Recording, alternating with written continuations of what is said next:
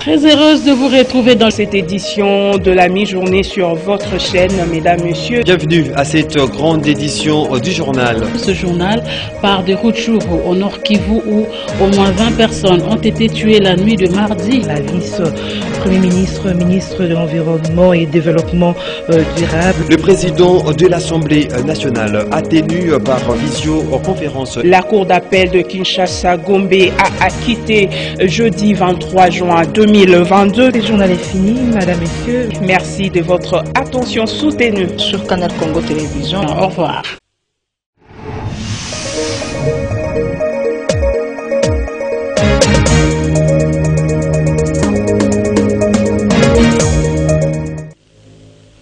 Ravi de vous retrouver dans cette grande édition du journal. Mesdames, Messieurs, bienvenue.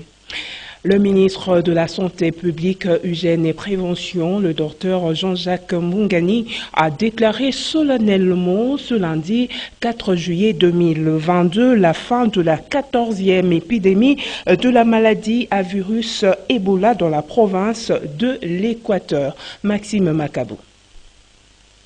Chers compatriotes, la République démocratique du Congo a connu depuis le 23 avril 2022 une nouvelle épidémie de la maladie à virus Ebola. La 14e de son histoire et la 3e qui a été déclarée dans la province de l'Équateur. Cette 14e épidémie de la maladie à virus Ebola a affecté les zones de santé de Mbandaka et de Wangata, en pleine ville de Mbandaka, avec un système de santé déjà fragilisé par des épidémies antérieures et la pandémie Covid-19. C'est ici l'occasion de saluer l'accompagnement et l'appui des autorités provinciales à l'équipe de la riposte qui a été mise en place. La mobilité de la population de Mbandaka vers les zones de santé voisines, Bikoro, Lilanga, Bobangi, Bolomba, et les provinces voisines, la Chuapa, Mongala, Sud-Bangui et le Maïndombe, ainsi que le pays voisin, la République du Congo et la République centrafricaine, a exigé des équipes de riposte un degré de professionnalisme très pointillé en vue de contenir l'épidémie dans les limites de zones de santé de la ville de Mbandaka, j'ai cité Bolenge, Mbandaka et Wangata. Chers compatriotes, cette riposte de la 14e épidémie avait aussi focalisé l'attention particulière du président de la République, chef de l'État, son Excellence Félix-Antoine Tshisekedi Tshilombo, qui de nouveau avait chargé le gouvernement de mobiliser tous les moyens nécessaires en vue d'arrêter celle-ci dans les meilleurs délais. C'est ainsi que sous la supervision directe et coordonnée de son Excellence, Monsieur le Premier ministre, chef de gouvernement, nous avions, à travers la Direction générale de lutte contre la maladie, déployé sur terrain des experts afin d'apporter leur soutien technique à l'équipe provinciale dans la riposte contre cette épidémie. Chers compatriotes, après 42 jours de surveillance renforcée, 100 nouveaux cas confirmés depuis ce dimanche 3 juillet 2022 et conformément au protocole de l'OMS, je déclare solennellement la fin de la 14e épidémie de la maladie à virus Ebola dans la province de l'Équateur. Ainsi, je voudrais, au nom du gouvernement de la République, exprimer toute ma compassion et mes condoléances les plus attristées à toutes les familles qui ont perdu des êtres chers durant cette épidémie. Rendons-nous à présent à Gemena, dans la province du Sud Ubangi, où séjourne la vice-première ministre, ministre de l'Environnement et Développement durable. Eve Bazaïba Massoudi a communié le week-end dernier avec la Ligue de femmes du Mouvement de libération du Congo MLC du Sud Ubangi. Autres détails avec Dodo Montiri.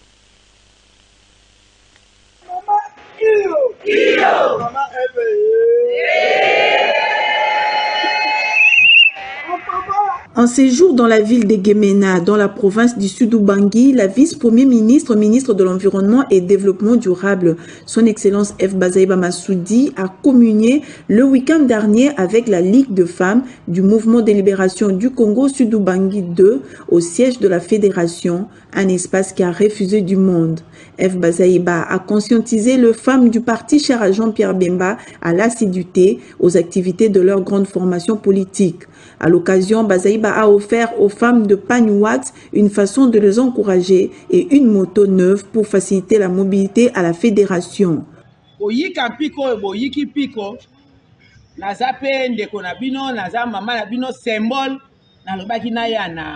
Kata o ba me makanzembe otiaka mwana nzembe to kangaka mwa namonaki ba msuba leli bo présenter ba mama musulman te oui ba mama musulman to moni bango me musulman ezali eyamba me bango nyonso bazali ba mama ya MLC lokola ba mama catholique na yebi bazali awa ba mama protestant bazali awa ya église de réveil pe bazali awa so itolobika to présenter ba musulman c'est que to présenter pe ba mususu mais to linga bango poso ba komi esika bazalaka soso pembe et là tu la bango kitoko babunga na kate.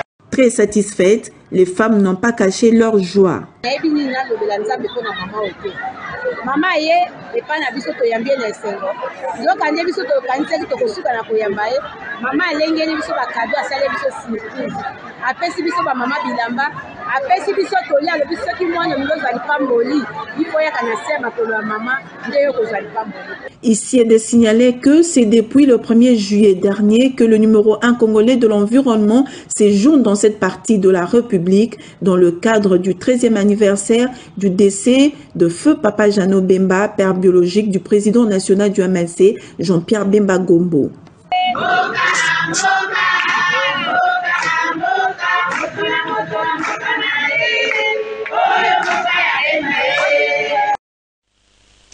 Direction à présent l'hémicycle du Palais du Peuple à l'Assemblée nationale. Son rapporteur Joseph Lembi a fait ce lundi 4 juillet 2022 la restitution de différentes activités parlementaires au cours de la session de mars 2022. Suivez. L'Assemblée nationale a validé 8 suppléants, dont 6. Remplacement des députés frappés d'incompatibilité et des décédés. Concernant les auditions en commission, 3 commissions permanentes ont pleinement exercé leurs prérogatives constitutionnelles et réglementaires. Il s'agit d'une part de la commission mixte, ECOFIN et sociale et culturelle, au sujet de la problématique de la paie des prestataires de l'ENAFEC, en invitant les ministres de l'EPST et des Finances. Et d'autre part, la commission aménagement du territoire, infrastructure et nouvelles technologies de l'information et de la communication, en invitant les différents directeurs généraux des établissements publics pour scruter, selon les cas, l'évaluation des travaux, les sources de financement, les états des lieux, les accords de partenariat et la problématique de la navigation aérienne, en rapport avec l'approbation par l'Assemblée nationale. 4 moments forts sont à signaler, notamment examen et approbation du rapport de la commission spéciale et temporaire sur la gestion du bureau de l'Assemblée nationale. Examen et approbation du rapport de la commission spéciale et temporaire chargée d'élaborer les budgets de l'Assemblée nationale. Examen et approbation du rapport de la commission spéciale chargée de rédiger les rapports synthèse des rapports des vacances parlementaires de décembre 2021 à mars 2022. Examen et approbation du rapport de la commission spéciale et temporaire chargée d'examiner les cas des absences non justifiées et non autorisées des honorables députés et a abouti à l'invalidation des 5 députés. Il est important de souligner que l'Assemblée nationale avait accordé beaucoup plus de temps aux honorables députés nationaux, aussi bien lors du débat général que pendant la période précédant l'examen de la loi électorale par la commission PAG, dont le seul but de rechercher un large consensus. Mesdames et messieurs, j'aimerais vous renseigner qu'au cours de cette session de mars, l'Assemblée nationale a tenu 26 plénières et adopté plusieurs procès-verbaux. 5 organisations non gouvernementales, à savoir la Voix des sans-voix pour le droit de l'homme, SOS, Information juridique multisectorielle, les foyers de développement pour l'autopromotion des pygmées et indigènes défavorisés, Agir ensemble pour le droit humain et Diaconia ont procédé ce lundi 4 juillet 2022 au lancement officiel du projet Protection et promotion de droits des défenseurs de droits humains en République démocratique du Congo. Fistongale et Rishi Matomina. De la protection des défenseurs de droits humains. Lancé officiellement ce lundi 4 juillet, ce projet de protection et promotion des droits des défenseurs des droits humains couvrira toute l'étendue du territoire national en 2 phases. La première concerne 8 provinces, à savoir Ituri, Nord et Sud Kivu, Maniema, Lomami, Olomami, Chouapa et Sud-Ubangi. La seconde phase interviendra à partir du janvier 2023, tout en couvrant l'ensemble des 26 provinces de la RDC. Ce projet vise les objectifs suivants. L'objectif général de ce projet est de contribuer à la promotion des droits humains et à la protection des défenseurs des droits humains en République démocratique du Congo. Les objectifs spécifiques, ils sont doubles. Il s'agit d'une part de soutenir et protéger les défenseurs des droits humains, les activistes pro-démocratie, les journalistes menacés du fait de leur travail en République démocratique du Congo. Et d'autre part de renforcer les capacités opérationnelles à la fois des acteurs de la société civile et des autorités locales en matière de démocratie, des droits humains et de protection des défenseurs des droits humains, tout en favorisant des espaces de dialogue et d'échanges interactifs entre eux. Ici est de souligner que ce projet de 29 mois mettra l'accent sur la prévention des risques, l'amélioration de l'environnement du travail des défenseurs des droits humains et de leurs réseaux, et mettra en place des cadres de concertation et de plaidoyer avec les autorités locales. Formation, recyclage, dialogue interactif feront partie des éléments clés dans ce projet qui a pour ambition de participer à la consolidation de l'état de droit en République démocratique du Congo. Et puis au mouvement de libération du Congo MLC, son président fédéral de la Lukunga 3 était le week-end dans la commune politique de Mama Mobutu. C'était dans le cadre de la redynamisation du parti dans ces coins de la capitale. Georges Olibengue. C'est dans le cadre de sa tournée de redynamisation du parti que le président fédéral du MLC Lukunga 3 a effectué cette descente dans la commune politique de Mama Mobutu. Occasion pour Jacques Mabaya de lancer un appel aux militants et militantes du MLC venus nombreux de rester fidèles au parti cher à Jean-Pierre Bemba et aux présidents communaux à multiplier les efforts en faveur de 2023 afin de permettre au MLC d'avoir la majorité parlementaire. Dans le cadre du tournoi du président fédéral ya Lukunga 3 ya MLC eza structure moko na kati ya MLC rapport ya nyonso toza toujours quoi toza derrière yango moi toza na ba fondation ba structure toza toujours derrière ye.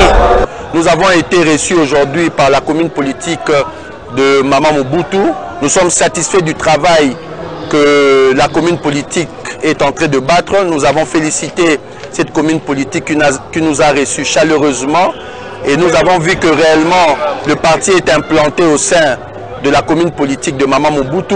Nous nous réjouissons parce qu'aujourd'hui nous pouvons compter non seulement de l'appui de la commune politique de Mama Mobutu, mais nous pouvons aussi compter sur l'appui des structures qui viennent de s'ajouter au sein de notre commune, de notre fédération. Nous avons aujourd'hui des dames qui ont pris l'option de pouvoir soutenir le parti. Nous félicitons Maman Pierrette qui a été présente au sein de la fédération de Lukunga 3 et de la commune politique de Mongafula, et nous nous réjouissons de ce travail. Notez que la fédération du MLC Lukunga 3 a au cours de cette journée enregistré l'adhésion de la fondation Mbula Amba comme structure d'appui au mouvement de libération du Congo. Le parti politique Alliance pour la bonne gouvernance, ABG, de Jonathan Bialosu-Kawata a célébré dimanche 3 juillet 2022 à la Foire internationale de Kinshasa l'an 5 de son existence. Occasion pour le numéro 1 de l'ABG d'inviter les cadres et membres de son parti à s'y ranger plutôt tous derrière le chef de l'État Félix-Antoine Tshisekedi. Le point avec Maxime Makabou et Yves Léchouangué.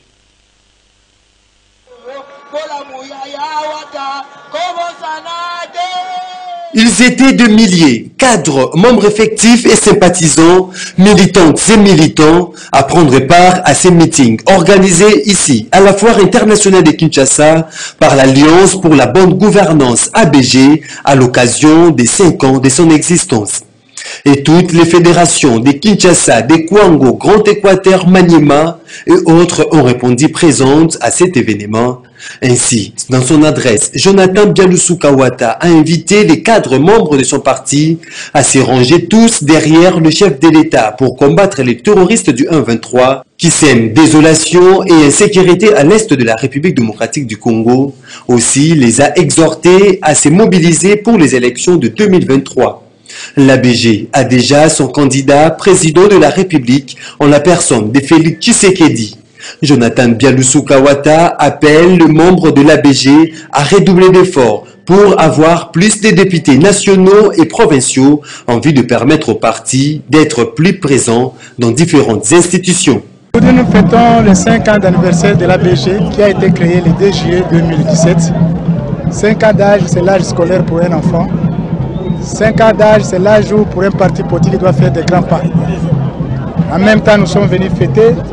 En même temps, nous sommes venus donner des orientations précises à notre base pour qu'ils comprennent que les enjeux qui pointent à l'horizon nécessitent un emballement de tout le monde. L'ABG qui a des ambitions à tous les niveaux soutient les chefs de l'État au niveau de la présidentielle de 2023. Mais l'ABG compte rappeler la mise dans la ville de Kinshasa. C'est pourquoi nous avons voulu aussi par cette occasion affûter les armes, demander à nos militantes et militants de se mettre au travail. L'ABG c'est un parti de masse et à Kinshasa il est dans le top 3. Et je dirais même que l'ABG, c'est un parti incontournable. On ne peut pas gérer la ville sans l'ABG. Notez que ce 5e anniversaire de l'Alliance pour la bonne gouvernance ABG était le moment pour Jonathan Bialosu-Kawata de réarmer le moral de ses troupes, de mobiliser toutes les forces à affronter les élections de façon sereine. Le moment était aussi celui de faire les bilans et pour ça, l'autorité morale Jonathan Bialosu-Kawata n'a pas tari d'éloges à l'endroit de son parti. En 5 ans, a-t-il indiqué, la moisson est certes moindre, mais significative et encourageante.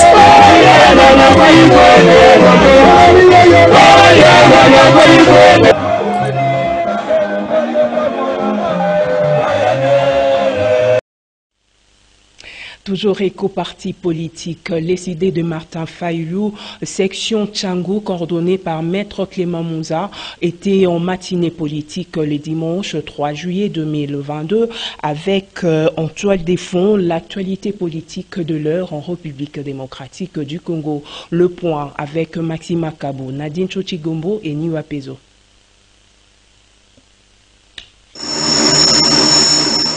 Badoulité, chef-lieu de la province du Nord Ubangi, est tombé à l'arrivée d'Isaac Bakoukou, membre fondateur d'Ensemble pour la République et membre de la cellule d'appui à l'implantation de ces partis, cher Moïse Katumbi Tchapui.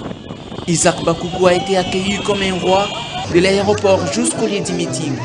Les fils et filles de cette province d'origine du fait maréchal Mobutu l'ont accompagné chemin faisant jusqu'au lieu où le meeting a été tenu. L'accueil était bon enfant. Ainsi, dans son allocution, Isaac Bakoukou a déclaré préparer l'arrivée prochaine du président d'ensemble, Moïse Katumbi Chapwe.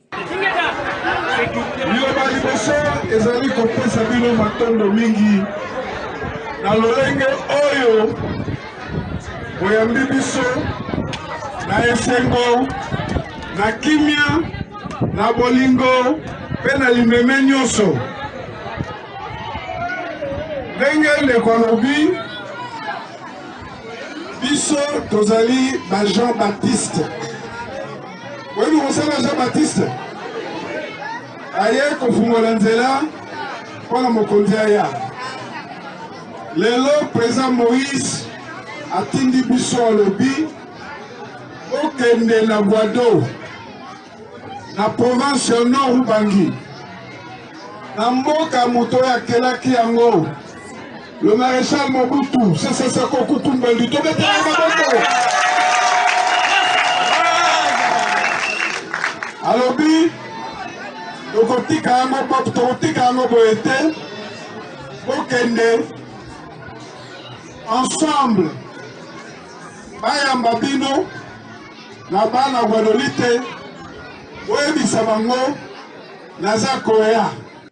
Sur place à Badolite, l'ambiance était bon enfant. Répondant à l'appel d'Isaac Bakoukou, les partis Ensemble pour la République ont enregistré plusieurs adhésions des habitants. Ces derniers disent attendre l'arrivée de Moïse Katumbi. Mesdames, Messieurs, nos excuses, nous sommes partis trop en besogne. Vous venez là plutôt de suivre le séjour de Isaac Bakoukou à Guadolite, membre fondateur d'Ensemble pour la République de la cellule d'appui à l'implantation de ces partis chers à Moïse Katumbi dans le cadre de sa mission d'implantation et adhésion massive. Sur place, vous avez remarqué les habitants de ce coin ont massivement adhéré et c'est parti. Je l'ai dit tout à l'heure, les idées de Martin Fayulu, section Tchangou, coordonnée par Maître Clément Mounza Kayembe, étaient en matinée politique le dimanche 3 juillet 2022 avec en toile des fonds l'actualité de l'heure en République démocratique du Congo. Le point avec Maxime Makabou, Nadine Chochigombo et Niwa Pezo.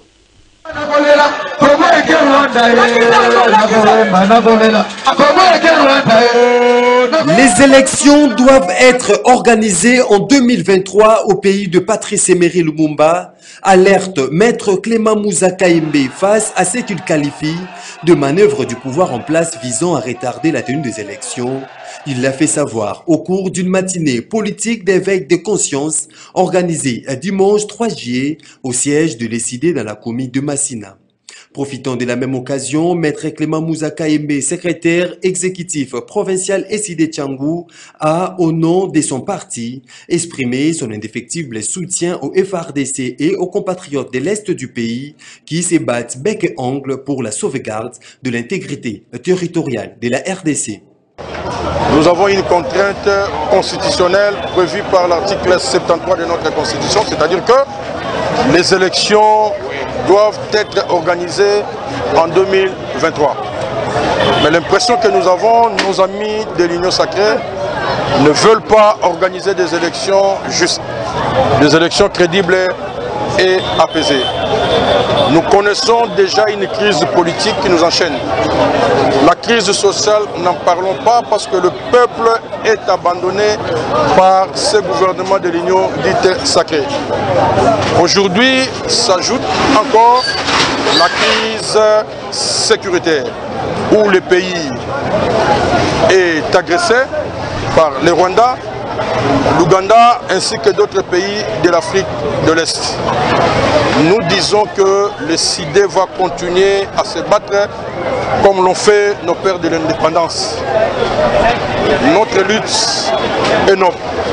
Notre lutte, c'est pour que les Congolais retrouvent la liberté, le bonheur et que nous puissions avoir des institutions légitimes. Mais parce que les gens veulent à tout prix soit glisser, soit tricher parce que le bilan étant largement négatif, nous disons à nos amis de l'Union sacrée, on ne corrompt pas le peuple. On peut le faire pour certaines institutions, on peut le faire pour les députés, mais on ne sait pas corrompre le peuple.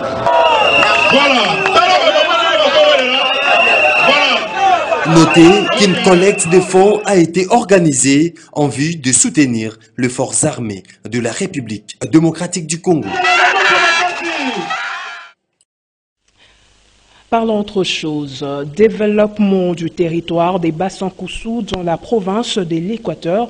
L'association de jeunes révolutionnaires pour le développement des Bassankoussou était en assemblée générale le week-end pour cette cause. Était présent à cette réunion le président du Grand Équateur en marche, Didier Ekabela. Question de donner un coup de pouce à ces jeunes. Reportage. Il ne jure que sur le développement du territoire des Bassankoussou dans la province de l'Équateur. Les jeunes révolutionnaires pour le développement des Bassankoussou se sont réunis en assemblée générale pour cette cause. Une assemblée générale dont a pris part le président du Grand Équateur en marche, Didier Kabila Litenge, question de leur apporter un plus. Et la date d'aujourd'hui, c'était pour nous un grand honneur dans l'assemblée générale de recevoir notre aîné. Et sa présence nous a fait du bien, dans le sens qu'il nous a apporté un plus sur le plan mental, sur le plan physique, pour dire, et pourquoi pas sur le plan financier. Donc, nous comptons sur lui. Surtout, vous savez bien que nous sommes dans une période d'un projet colossal du président de la République, chef de l'État Félix Antoine Tshisekedi, sur 145 territoires. Nous demandons à notre aîné, à notre frère, de parler pour l'intérêt des Bassankoussou, de nous aider, que Bassankoussou puisse participer et puisse également gagner quelque chose dans ce projet du président de la République. En croit Didier Kabila Litenge, président du Grand Équateur en marche, le territoire des Bassankoussou, qui a beaucoup d'opportunités pour le développement, ne devra plus connaître des reculs comme le souhaite si bien ce jeune révolutionnaire pour son développement. Je suis venu rendre visite à mes frères de sang et de case dans le cadre de la maîtrise de la gouvernance des effectifs du Grand Équateur. Bassankoussou fait partie du Grand Équateur, l'un des territoires le plus reculé du Grand Équateur et de la RDC. Les jeunes gens, les jeunes ressortissants de Bassankoussou se sont regroupés à une structure bien organisée dénommée Jeunes Révolutionnaires. Ils sont là pour casser avec l'ordre ancien. Ils veulent faire entendre leur voix afin que Bassankoussou, qui a beaucoup d'opportunités pour le développement, ne connaissent plus un recul. Ils sont là, en tant que jeunesse, l'espoir de demain. Ils veulent prendre à bas le corps les problèmes du développement communautaire de Bassankoussou, afin que Bassankoussou, en tant que territoire, devienne compétitif au niveau du Grand Équateur, au niveau de la RDC, grâce à sa forêt dense, grâce à toutes ces opportunités-là. En sa qualité de président du Grand Équateur, Didier Kabila Litenge tient à la gouvernance des effectifs du Grand Équateur. Parlons enseignement à présent. Les élèves de 6e primaire débutent à partir de ce mardi 5 juillet 2022 jusqu'au mercredi 6 juillet avec l'examen national de fin d'études primaires. À la veille de cet examen, Dedi Mujinga a tendu le micro à quelques enseignants et élèves de l'épée Solidarité africaine et collège des ambassadeurs dans la commune de Massina Mapela. Suivez. L'examen national de fin d'études primaires est un examen qui sanctionne la fin des études primaires par une certification. Ce test permet à l'élève de faire preuve de ses aptitudes, ses goûts et son intérêt pour sa préorientation vers les types d'enseignement au niveau secondaire. Et l'édition 2022 se tient ce mardi 5 juillet au mercredi 6 juillet 2022. Cependant, à la veille de cet examen, les élèves et les enseignants de l'épée salubrité africaine et du Collège des ambassadeurs dans la commune de Massina Mapela s'expriment. C'était reporté d'abord pour la première date, mais pour demain c'est confirmé, l'ENAFEP aura bel et bien lieu. Nous souhaitons bonne chance à tous nos enfants du Collège des ambassadeurs. Nous souhaitons bonne chance à tous les finalistes du primaire de la République démocratique du Congo. Et nous leur demandons de faire preuve des acquis qu'ils ont eu à l'école. Donc c'est un simple examen. Et d'ailleurs l'examen de l'école est si difficile que cet examen-là. Donc toutes les chances à nos finalistes. Je souhaite à tous les élèves de la 6e année bonne chance, qu'ils puissent réussir pour passer aux premières CE. Rappelons que c'est à la fin de chaque année scolaire que le ministère de l'enseignement primaire, secondaire et professionnel organise un test national auquel participent les élèves finalistes régulièrement inscrits en 6e année primaire et établissements publics et privés agréés. Et pour terminer, les agents et cadres du ministère de la Justice ont célébré à leur manière le 62e anniversaire de l'indépendance de la RDC le week-end dernier. Ils ont organisé une marche de santé et un match de football qui les a opposés aux enseignants du collège Boboto. Suivez.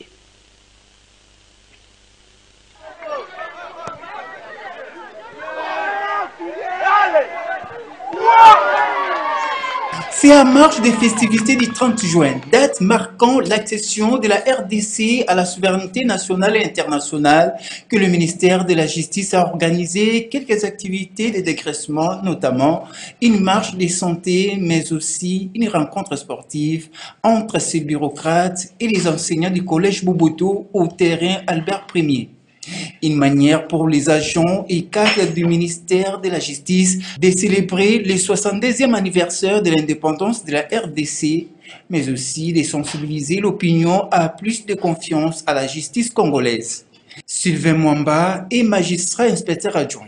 Aujourd'hui, c'est dans le cadre des festivités de l'indépendance et nous pensons qu'avant la fin de l'année, on va encore organiser une autre compétition. Tout le monde qui est sur le terrain sont des bureaucrates du ministère de la Justice, opposés aujourd'hui à l'équipe des enseignants du collège Boboto. C'est pour nous permettre de nous dégourdir un peu, le fait de rester trop assis. On prend beaucoup de graisse et de masse. Quelquefois, quand on fait le sport, ça nous permet de nous maintenir en bonne santé. Ce que je peux garantir à la population, c'est que l'on continue à faire confiance à la justice de notre pays. Et beaucoup plus à notre ministère qui abat un travail de titan pour que les choses rentrent dans leur droit chemin. Pour sa part, Didier Kilokelo, l'un des directeurs, a émis le vœu de voir l'activité sportive être permanente au sein de son ministère. Respecter tout d'abord la journée historique de 30 juin. En principe, on devait jouer le 30. On avait une marche de santé et raison pour laquelle on avait posé le match pour aujourd'hui en commémoration de la journée du 30 juin. C'est-à-dire que c'est un début pour ces 30, mais je crois qu'on va continuer. Notez que le score du match entre les deux équipes était de 2 buts partout. C'est la fin de cette session d'information. Mesdames, Messieurs, merci de l'avoir suivi. Je vous retrouve prochainement. D'ici là, portez-vous bien. Au revoir.